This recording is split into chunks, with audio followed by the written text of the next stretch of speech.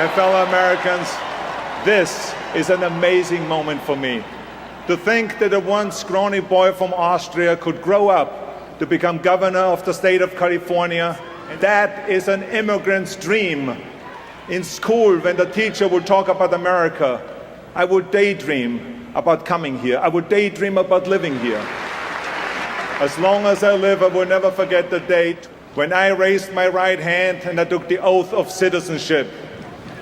You know how proud I was? I was so proud that I walked around with the American flag around my shoulder all day long. Everything about America seemed so big to me, so open, so possible. I finally arrived here in 1968. What a special day it was. I remember I arrived here with empty pockets, but full of dreams, full of determination, full of desire.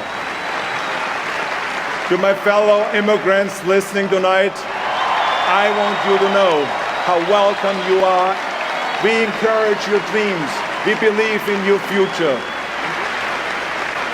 Everything I have, my career, my success, my family, I owe to America. In this country, it doesn't make any difference where you were born. It doesn't make any difference who your parents were.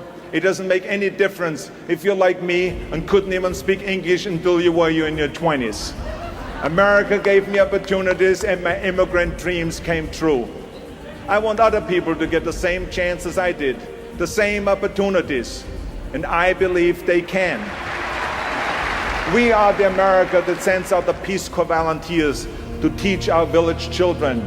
We are the America that sends out the missionaries and doctors to raise up the poor and the sick. We are the America that gives more than any other country to fight AIDS in Africa and the developing world. And we are the America that fights not for imperialism, but for human rights and democracy. You know, when the Germans brought down the Berlin Wall, America's determination helped wield the sledgehammers. And when the lone young Chinese man stood in front of those tanks in Tiananmen Square, America stood with him. And when Nelson Mandela smiled an election victory after all these years in prison, America celebrated too. We are still the lamp lighting the world, especially those who struggle. No matter in what labor camp they slave, no matter in what injustice they're trapped, they hear our call, they see our light, and they feel the pull of our freedom. They come here as I did, because they believe in us. They come because their hearts say to them as mine did, if only I can get to America. You know, someone once wrote, there are those who say that freedom is nothing but a dream. They are right, it's the American dream. No matter the nationality, no matter the religion, no matter the ethnic background, America brings out the best in people. I see the best in Americans every day. Our police, our firefighters, our nurses, doctors and teachers, our parents. And what about the extraordinary men and women who have volunteered to fight for the United States of America?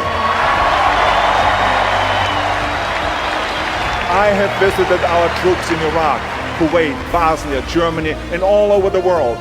I have visited our troops in California, where they train before they go overseas. I have visited our military hospitals.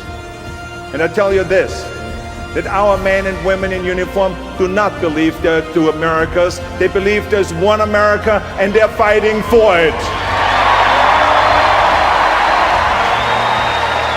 I want you to know that I believe with all my heart that America remains the great idea that inspires the world. It is a privilege to be born here. It is an honor to become a citizen here. It is a gift to raise your family here, to vote here, and to live here. Here we can respectfully disagree and still be patriotic. You know, I was born in Europe and I have traveled all over the world, and I can tell you that there's no place, no country that is more compassionate, more generous, more accepting, and more welcoming than the United States of America.